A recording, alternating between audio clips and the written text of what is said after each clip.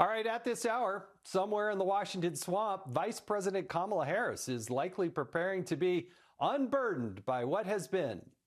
In major betting markets, she is now the favorite to become the Democratic nominee. But if that happens, she will have a lot of questions to answer. Take a look at this new ad from the National Republican Congressional Committee. I have been privileged and proud to serve as Vice President of the United States with Joe Biden as President of the United States. We have a fighter, a leader with skill, vision, determination, and compassion. Yeah, judgment is what you look for in a leader, and obviously Kamala Harris is great on the judgment side. Kamala Harris is complicit in every crisis mangled by this administration, including the deceit around the president's health. So the big question for the Democrats is Kamala really a better option? Here now to respond, South Dakota Governor Kristi Noem. Governor, thanks so much for joining us. Fun to call you Governor because you and I served together in the United States Congress, and I appreciate you joining us tonight on Hannity. First big question is, what do you think should happen to... Yeah, what do you think should happen with Joe Biden? Do you think he should resign?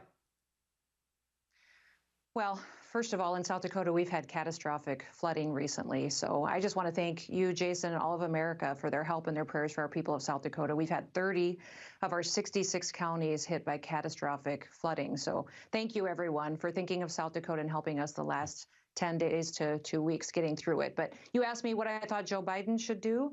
I think he should have resigned 25 years ago. He should have looked at his first 20 years of service to the public and realized how devastating his policies were and quit back then. So now at this point in history, I know the Democrats have made some poor decisions in propping him up, and that we've known for a long time that he doesn't have the ability to lead this country. Who I blame, Jason, in all of this is the media. The media has perpetuated this and covered up for what the Democrat operation has been doing. And now they have put our country in a very grave, serious, dangerous situation. They have literally put our national security at risk by leaving and covering up someone who is incapable of leading. And now, traditionally, the president is not just the leader of our country, they're the leader of the free world. And we have one that can't do the job. Can't do the job today because the media allowed it to stay covered up and to stay hidden by the Democrats.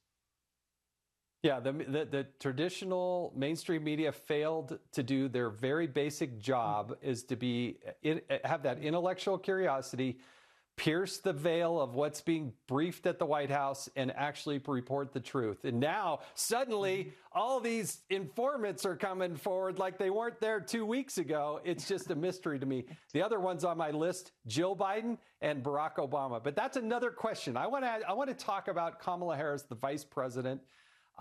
Is she capable? Is she up to the job? Because I haven't seen an ounce of success in the last 3.5 years as the vice president. She was given a portfolio. Immigration, that was hers. Artificial intelligence, that's hers. But I haven't seen any accomplishment by the vice president.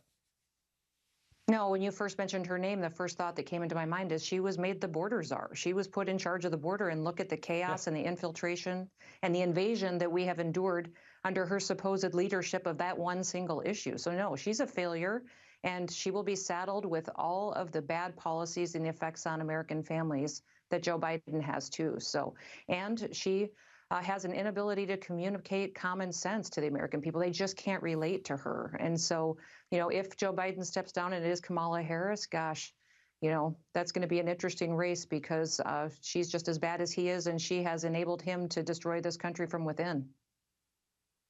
Yeah, between the poor judgment, the cackle, or inability to get anything done, I don't see much there. But is there anybody else that Democrats have? Because I see a strong bench for Republicans. I see lots of options. But for there's lots of options. The Democrats, I don't see anybody out there.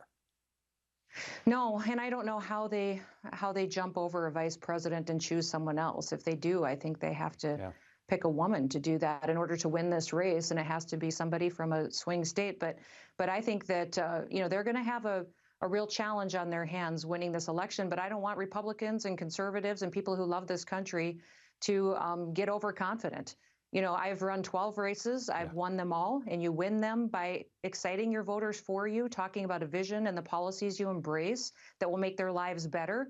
And by getting out there and working hard, you have to get the vote out. You have to have a plan for how you're going to communicate with the American people and that they show up on election day. So I'm hopeful that Americans still love this country and recognize that this administration, all they have done is destroy America, and that they show up and vote, and that they remember that President Trump is the only one who can make America great again. Governor Kristi Noem, the great state of South Dakota, bless your those poor citizens there dealing with flooding. That's devastating the way you laid it out. We're all praying for them. So thanks again for joining us. Thank you.